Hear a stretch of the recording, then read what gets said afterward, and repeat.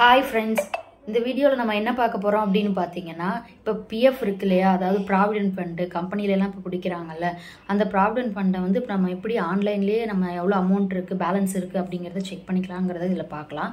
அது போக நம்ம பேங்க் அக்கௌண்ட்டுக்கு அந்த அமௌண்ட் பேலன்ஸை வந்து நம்மளே ட்ரான்ஸ்ஃபர் பண்ணிக்கலாம் ஆன்லைன்லேயே. பிஎஃப் எப்படி கிளைம் பண்ணுறதுங்கிறதும் வந்து பார்த்திங்கன்னா நான் போடுறேன் தனியாக. இதில் எப்படி பேலன்ஸ் செக் பண்ணுறதுங்கிறது மட்டும் ஃபஸ்ட்டு பார்க்கலாம். ஓகேங்களா, வாங்க பார்க்கலாம். க்ரோம் போய்க்கோங்க. க்ரோம் போயிட்டு அதில் போய் பார்த்தீங்கன்னா பிஎஃப் மெம்பர் பாஸ்புக் அப்படின்னு சொல்லி கொடுங்க.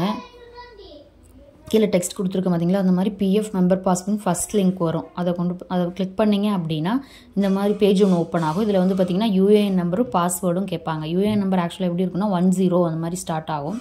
அந்த நம்பரும் பாஸ்வேர்டும் கேட்கும்.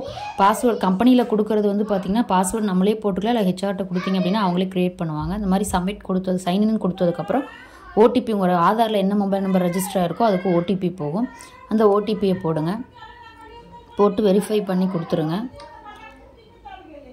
வெரிஃபைன்னு கொடுத்தீங்கன்னா இந்த மாதிரி ஒரு பேஜ் வந்து ஓப்பன் ஆகும். பார்த்துக்கோங்க, இந்த மாதிரி பேஜ் ஓப்பன் ஆகும். இந்த மாதிரி டீட்டெயில்ஸ் எல்லாம் தெரியும். அமௌண்ட் பார்த்தீங்களா, அது சைடில் இருக்கிறதா டோட்டல் பேலன்ஸ் அமௌண்ட். இந்த லாஸ்ட்டில் இருக்குது பாருங்கள், இது வந்து கரண்ட் பேலன்ஸு.